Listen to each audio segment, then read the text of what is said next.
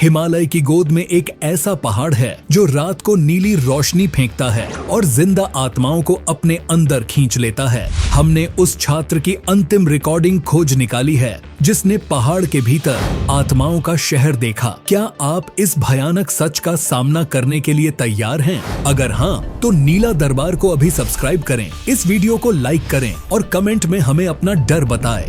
उत्तराखंड के कुमाऊं क्षेत्र की पहाड़ियों में बसा था गांव कंठोली। यहाँ की हवा में देवदार और मिट्टी की ताजगी थी, लेकिन यहाँ के लोगों की आंखों में एक अनजाना भय तैरता था। यह भय था नागडुंग पहाड़ का, जो गांव के ठीक पीछे विशालकाय सर्प की तरह फैला था। गांव के बुजुर्ग कहते थे कि नागडुंग सिर्फ एक पहाड़ नहीं, बल्कि एक जागा हुआ रहस्य है। बच्चों को कसम दी जाती थी कि उस पहाड़ के पीछे कदम भी न रखें। किंवदंतियां थीं कि जो भी उस ओर गया, उसकी आत्मा को पहाड़ ने अपने भीतर खींच लिया। पहाड़ की सबसे अजीब बात थी उसकी छोटी से हर शाम उठने वाली नीली हल्की रोशनी, जो किसी जले हुए दीपक की तरह टिमटिमाती थी। गांव वाले इसे भटकी आत्मा का प्रकाश कहते थे। इस डर के माहौल में अरुण लौटा, एक 20 वर्षीय उत्साही छात्र जो शहर की वैज्ञानिक सोच लेकर आया था। उसे कहानियों से ज्यादा सत्य में दिलचस्पी थी। जब उसने गांव के बच्चों और बुजुर्गों के चेहरे पर सच्चा भय देखा, तो उसकी वैज्ञानिक जिज्ञासा जाग उठी। अपने दादा राम सिंह से बात करते हुए उसे पता चला कि 50 साल पहले उनके बचपन का दोस्त विशाल भी इसी जिज्ञासा में गया था। विशाल ने आखिरी बार कहा था, मैं डर को नहीं, सच को खोजूंगा। फिर न विशाल लौटा, न उसकी कोई खबर आई। बस उसका एक फटा हुआ नक्शा मिला था। रात को चांदनी में पहाड़ को देखते हुए अरुण ने ठान लिया कि वह इस मिथक को तोड़ेगा। वह सिद्ध करेगा कि डर केवल मन की उपज है। उसने अपने बैग में कैमरा, पानी, टॉर्च और दादा के पास मिला पुरानी स्याही वाला नक्शा रखा, जिसमें नागडुंग के बीच में एक गुफा का चिन्ह बना था। अगली दोपहर जब सारे ग्रामीण खेतों में थे, अरुण चुपचाप निकल पड़ा। उसके दिल में उत्साह था, पर हवा की ठंडक उसे बता रही थी कि वह किसी बड़ी चेतावनी को अनदेखा कर रहा है। अरुण अब उस पगडंडी पर था जिसे सालों से किसी ने नहीं छुआ था। जंगल इतना घना था कि जमीन पर धूप पहुंच ही नहीं पाती थी। शुरुआती आत्मविश्वास जल्दी ही कम होने लगा, क्योंकि जंगल का प्राकृतिक शोर अजीब तरह से थम गया था। न पक्षी की आवाज, न कीड़ों की गुनगुनाहट, बस सूखे पत्तों पर अरुण के कदमों की चरमराहट। जैसे जैसे वह पहाड़ के आधार की ओर बढ़ा, उसे लगातार एक अदृश्य उपस्थिति का एहसास होने लगा। वह रुकता तो लगता कोई और भी थम गया है। उसने कई बार टॉर्च घुमाकर पीछे देखा, लेकिन वहां सिर्फ हवा में झूलती लताएं थीं। सिर्फ थकान है, उसने खुद को यकीन दिलाया, पर दिल की धड़कन बढ़ गई थी। थोड़ी देर बाद उसे एक टूटी हुई झोपड़ी मिली। अंदर सब कुछ सड़ चुका था। कोने में एक जंग लगी लोहे की थाली पड़ी थी और दीवार पर कोयले से लिखा था, वो इंतजार करता है, नीली लौ, मौत का न्योता। यह देखकर अरुण के हाथ कांप गए। यह लिखावट किसी डरे हुए मन की उपज नहीं, बल्कि सच्चे अनुभव की लगती थी। उसने लिखावट की फोटो ली। बाहर सूरज पूरी तरह से पहाड़ के पीछे जा चुका था और ऊपर कहीं नीली रोशनी टिमटिमा रही थी, ज्यादा साफ, ज्यादा नजदीक। ऊपर चढ़ते हुए अरुण का पैर फिसल गया और वह एक छिपी हुई पत्थर की सीढ़ी पर जा गिरा। उसका हाथ छिल गया, पर उसे पता चला कि यह रास्ता प्राकृतिक नहीं है। यह किसी पुरानी सभ्यता द्वारा बनाया गया मार्ग था। सामने एक विशालकाय पत्थर के नीचे एक तंग गुफा का मुहाना था। अंदर से ठंडी नम हवा आ रही थी। अरुण ने टॉर्च जलाई। गुफा की दीवारों पर उकेरे गए थे प्राचीन प्रतीक, आंखों जैसे घेरे, सर्प जैसी आकृतियां और कुछ ऐसी लिपियां जो किसी अनजान भाषा की थीं। ये चिन्ह अजीब तरह से ऊर्जावान लग रहे थे। जैसे ही वह गुफा में पहला कदम रखने वाला था, हवा का एक जोरदार झोंका आया और उसकी टॉर्च बुझ गई। गहरे अंधकार में अरुण को लगा कि किसी ठंडी भारी चीज ने उसकी गर्दन के पास सांस ली है। उसने सुना, बहुत धीमी पर साफ, जैसे कोई फुसफुसा रहा हो, उसका नाम। अरुण ने हिम्मत करके टॉर्च फिर से जलाई। उसकी रोशनी में गुफा की नमी और मिट्टी साफ दिखी। वह धीरे धीरे आगे बढ़ा। गुफा में अंदर जाने पर रास्ता 2 भागों में बटा। एक पर लिखा था ईश्वर का प्रकाश और दूसरे पर अंधेरे का द्वार। अरुण ने प्रकाश वाला रास्ता चुना। थोड़ी दूर पर ही उसे नीली रोशनी का मुख्य स्रोत दिखा। यह कोई मोमबत्ती या दीपक नहीं था, बल्कि एक विशाल क्रिस्टल था जो गुफा की छत से लटका हुआ था। क्रिस्टल के भीतर नीली ऊर्जा धड़क रही थी जो हर तरफ रोशनी फेंक रही थी। अरुण ने महसूस किया कि यह रोशनी ठंडी नहीं बल्कि जीवित ऊर्जा थी। क्रिस्टल के नीचे एक प्राचीन वेदी बनी थी। वेदी पर कुछ हड्डियां, जले हुए लकड़ी के टुकड़े और एक तांबे की प्लेट पड़ी थी। प्लेट पर वही आंख का प्रतीक बना था जो उसने दादा के नक्शे और गुफा की दीवारों पर देखा था। अरुण ने कैमरा चालू किया और रिकॉर्डिंग शुरू कर दी। उसने फुसफुसाते हुए कहा, यह कोई आत्मा नहीं, यह कोई ऊर्जा स्रोत है। जैसे ही उसने प्लेट को छुआ, गुफा की दीवारों पर बने प्रतीक तेज चमकने लगे और तभी उसे वेदी के पीछे एक छिपा हुआ मार्ग दिखा। वह मार्ग एक संकरी सुरंग में बदल गया जो पहाड़ के केंद्र की ओर जा रहा था। अरुण ने सुरंग में टॉर्च घुमाई। दीवारों पर भयानक चित्र उकेरे थे, लोग जो किसी विशाल शक्ति को बलि दे रहे थे। आसमान से उतरती हुई नीली लौ और पहाड़ के भीतर धड़कता हुआ हृदय। एक चित्र। अचानक सुरंग के दूसरे छोर से ठंडी हवा का एक भयंकर झोंका आया और उसके साथ ही पैरों की धीमी आवाज। अरुण मुड़कर भागा, पर वेदी के पास पहुंचते ही उसने देखा, नीले क्रिस्टल के ठीक नीचे वो आकृति खड़ी थी। वह इंसान जैसी थी, पर उसका शरीर राख सा और आंखें क्रिस्टल की नीली चमक से भरी थीं। गुफा में सन्नाटा टूट गया था। अरुण का दिल तेजी से धड़क रहा था। उसने हिम्मत जुटाकर पूछा, तुम कौन हो? क्या तुम विशाल हो? आकृति के होंठ हिले। आवाज भारी पर साफ थी। विशाल एक नाम था। अब मैं प्रहरी हूँ। प्रहरी? किस चीज का? अरुण ने पूछा, टॉर्च की रोशनी आकृति के चेहरे पर डालते हुए। इस दरवाजे का। उसने नीले क्रिस्टल की तरफ इशारा किया।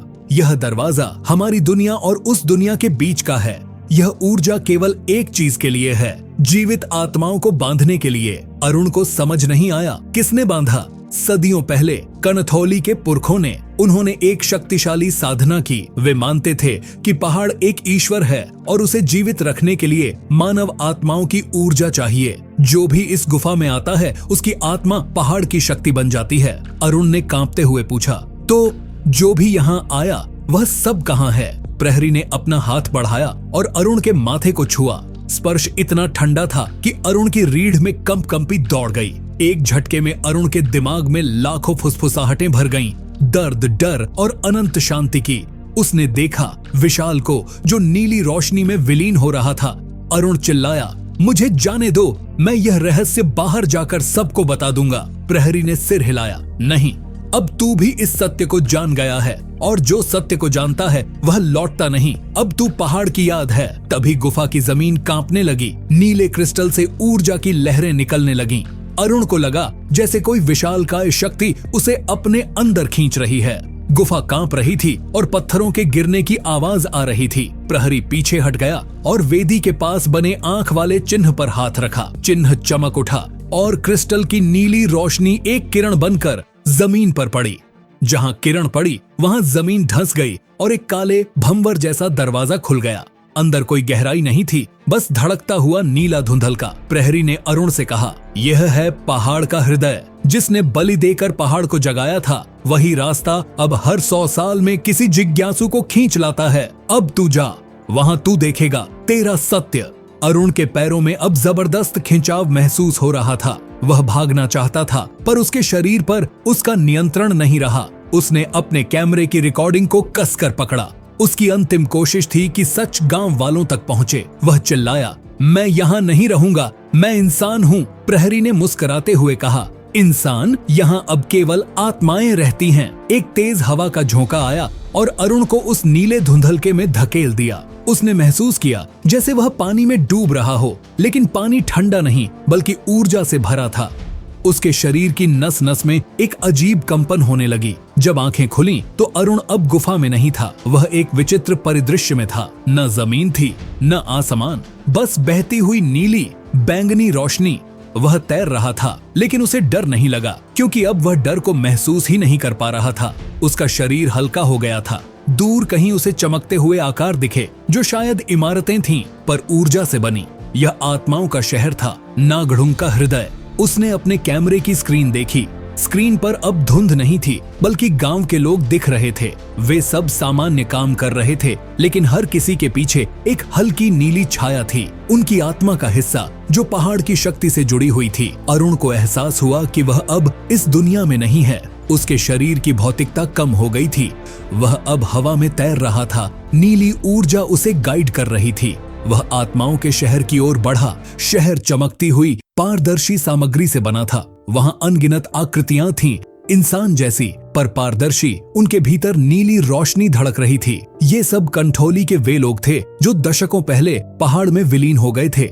वे सब अरुण के पास आए। उन्होंने न तो बात की न कोई हरकत की, बस उनके बीच से हजारों फुसफुसाहटें एक साथ निकलीं। शांत हो जा, अब तू सत्य है, तू भी इसका हिस्सा है। अरुण ने देखा कि वे सब शारीरिक रूप से मौजूद नहीं थे, बल्कि वे यादें थीं। पहाड़ ने उनकी आत्माओं को खींचकर अपनी शक्ति का स्रोत बना लिया था। तभी उसे एक परिचित आकृति दिखी, विशाल। वह बाकी आत्माओं से थोड़ा अलग था। उसकी नीली चमक थोड़ी तेज थी। विशाल उसके करीब आया, पर उसने बात नहीं की। उसने सिर्फ अरुण के हाथ में मौजूद कैमरे की ओर इशारा किया। अरुण ने कैमरा उठाया। उसने देखा विशाल के चेहरे पर शांति थी, पर उसकी आंखों में अनंत पछतावा था। उसने फुसफुसाते हुए कहा, हम सब इंतजार कर रहे हैं बाहर जाने का। अरुण को समझ आया, ये आत्माएं फंसी हुई थीं। वे पहाड़ का हिस्सा नहीं बनना चाहती थीं, बल्कि मुक्ति चाहती थीं। पहाड़ हर 100 साल में किसी नए जिज्ञासु को खींचकर पुरानी आत्माओं को अपनी ऊर्जा में समाहित कर लेता था। वहां अचानक प्रहरी फिर आ गया। वह अब पूरी तरह से क्रिस्टल जैसा दिख रहा था। उसने कहा, अब तेरा समय पूरा हुआ अरुण। तेरी आत्मा अब इस शहर की दीवार बनेगी।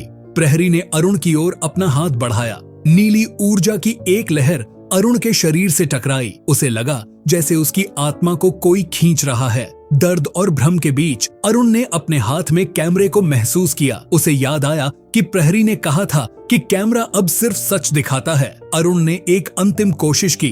उसने अपने अंदर की बची हुई शक्ति को इकट्ठा किया और अपने कैमरे का लेंस प्रहरी की ओर घुमाया। जैसे ही कैमरा प्रहरी पर केंद्रित हुआ, स्क्रीन पर उसका असली चेहरा दिखा। वह विशाल नहीं था, बल्कि एक प्राचीन साधु का चेहरा था, जिसकी आंखों में असीमित लोभ था। अरुण समझ गया, यह साधु ही पहला बलिदान था, जिसने अपनी लालच में आकर पहाड़ को जीवित किया और खुद को उसका प्रहरी बना लिया। अरुण ने चिल्लाया, तू साधु है, तू ही सबको फंसा रहा है। प्रहरी का चेहरा गुस्से से विकृत हो गया। तूने पूरा सत्य देख लिया, अब तू मिट जाएगा। प्रहरी ने अपनी पूरी शक्ति से अरुण पर हमला किया। अरुण का शरीर कांप गया और उसके भीतर की नीली ऊर्जा तेजी से बाहर निकलने लगी। वह जानता था कि अब वह शरीर को नहीं बचा सकता। उसका एकमात्र उद्देश्य सत्य को बाहर भेजना था।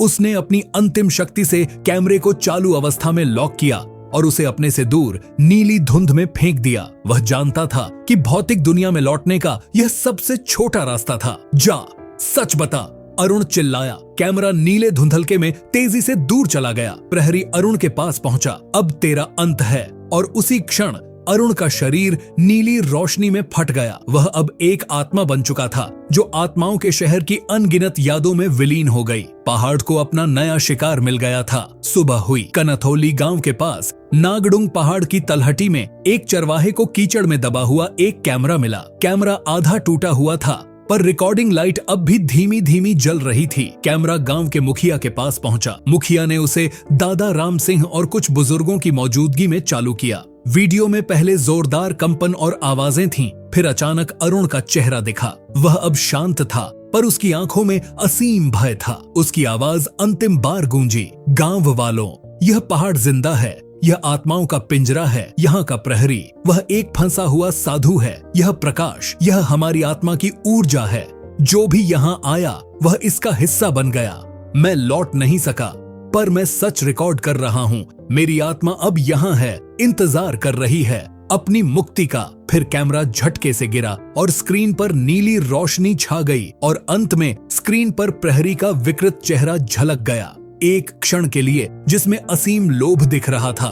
फिर वीडियो थम गया। गांव में गहरा सन्नाटा छा गया। दादा राम सिंह ने जमीन पर घुटने टेके। मुखिया ने आंखें बंद कर लीं। उन्हें पता चल गया कि उनका डर कल्पना नहीं, सच था। उस दिन के बाद कंठौली के लोगों ने मिलकर पहाड़ की ओर जाने वाले रास्ते पर पत्थरों की विशाल दीवार खड़ी कर दी। गांव की किंवदंती अब सत्य बन चुकी थी। आज भी कुछ रातें ऐसी होती हैं जब हवा तेज चलती है और पहाड़ की चोटी से वही नीली रोशनी टिमटिमाती है। जब बच्चे पूछते हैं, दादा वो नीली रोशनी क्या है, बुजुर्ग जवाब देते हैं, वो अरुण की आत्मा है जो हमें चेतावनी देती है। वह पहाड़ सांस लेता है और वो हम सबको याद रखता है। नागडुंग पहाड़ आज भी वहीं खड़ा है, शांत, विशाल और भयावह।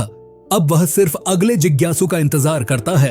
तो दोस्त, ये थी हमारी पहाड़ की रहस्यमय यात्रा। अगर आपको ये कहानी अच्छा लगे तो अपना चैनल नीला दरबार को सब्सक्राइब कीजिए। जय हिंद।